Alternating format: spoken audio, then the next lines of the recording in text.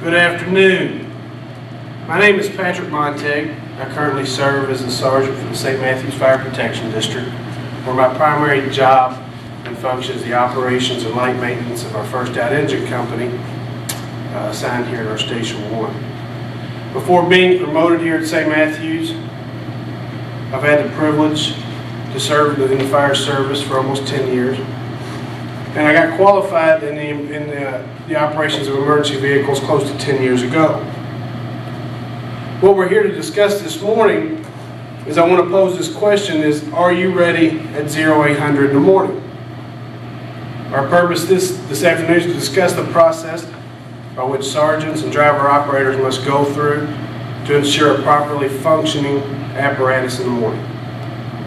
However, we are not here to discuss a weekly checkout, which is more detailed, but rather a quick glance at our rigs in the morning to ensure that we are ready for our 24-hour tour. We will discuss things such as equipment, lighting, and the mechanical functions, all of which play a major part in our apparatus and making sure that it functions properly. Excuse me. The first question that comes to my mind is, why is performing a morning apparatus check important? When the answer is quite simple.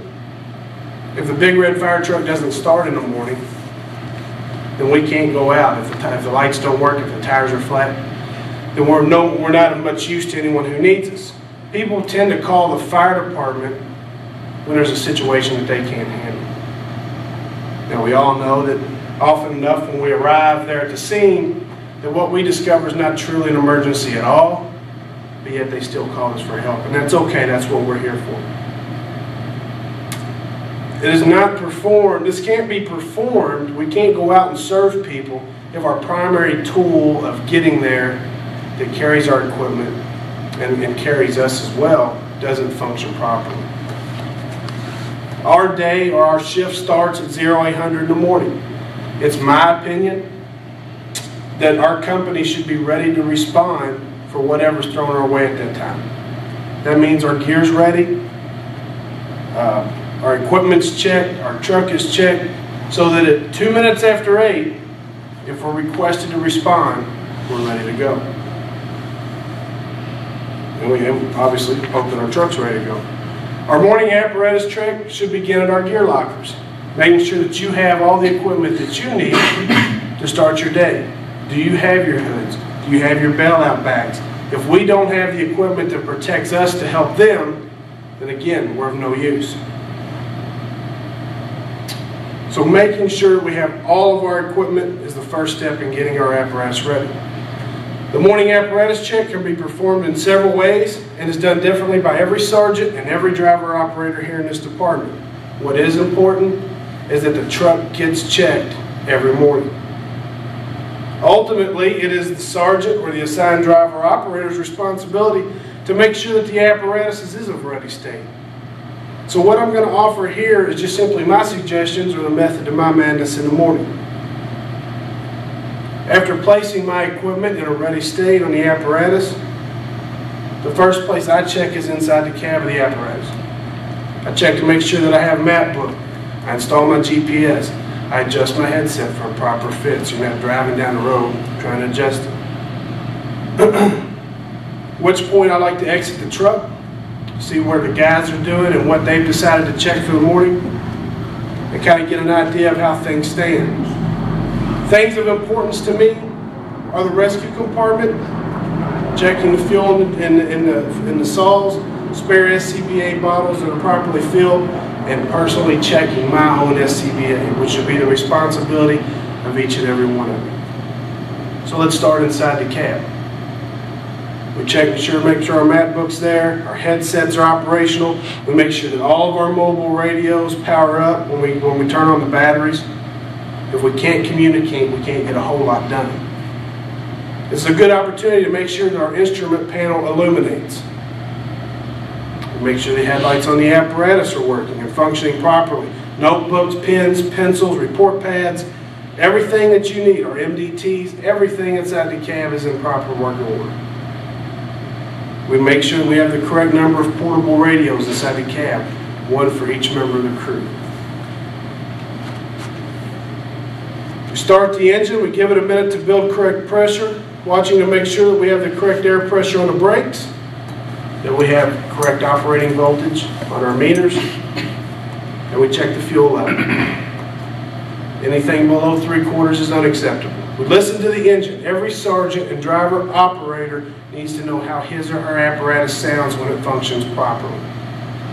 We press the brakes to make sure that we don't hear excessive air leaks underneath. We check our warning equipment in the morning, activating all our emergency master switch, all of our warning equipment, as well as starting the generator. By doing so, it allows us to check for several things. We test the load master by putting a maximum load on the system first thing in the morning with all of our floodlights, all of our emergency equipment. That allows for us to check for any electrical problems that we may have that morning. Exit the truck, do a complete walk around, affords us the opportunity to look at several things. We're looking for burned out bulbs, shorted electrical equipment, and most importantly, it's allowing us to check underneath our apparatus for any fluids that aren't supposed to be there. And we all know the fire trucks leak. And we're talking specific fluids, major oil puddles, flat tires. We walk all the way around it. While conducting the walk around in the morning, we make a stop at our pump panel. The pump panel is the primary place of the driver operator. Making sure that tank level lights are working and the tank is completely full. It's recommended that somebody go on top and add water into the tank, ensuring it's properly full. Tank level lights have been known to short, to burn out, or to become stuck, therefore giving you a false reading. We make sure that our mobile radio at the pump panel works and a grease pencil to write on for our friction loss calculations. Shutting off the warning equipment and generator at this point is pretty necessary so that we don't overtax our exhaust system downstairs. The process of working through the compartments comes into play, and each compartment should be checked one at a time individually, paying special attention to the equipment that's in each of those compartments. There's nothing worse than needing a tool and not having it on the apparatus when asked for. Driver operators should pay special attention to the engineer's compartment, making sure that all of our adapters, both standard and movable thread, are there. Hydrant wrenches, water thieves, the things that are necessary for the proper movement of water flow. We all know that the increased volume of medical calls has led us to carrying an assortment of medical equipment. And in the recent past, we've begun to carry medications on board inside of our medical bags. We need to make sure we thoroughly check each one of our medical bags. Checking the medications inside, checking our oxygen, our AED, making sure we have the appropriate number of pads, and the medication is to date. It's always a good idea that the driver or operator or crew members check the fuel of all the gas-operated equipment on the apparatus. Saws, generators. It's not uncommon to find saws inside of the compartment that have leaked because of leaky caps. And that includes both fuel and bar oil. We also need to make sure that our portable sawzalls, the batteries are fully charged, and that we have both wood and metal blades inside the compartment with it. Our metering equipment is often overlooked. Carbon monoxide meter, hot stick, gas sticks, all need to be turned on in the morning and make sure that they warm up and function properly. It's also a good idea to make sure that we have the extra dragger tubes inside of the carbon monoxide box to hand out on CO runs. And last but not least, our general equipment bags. Things like our rope rescue bag, our RIP bags, our fall protection bags, making sure each of those are in place and accessible.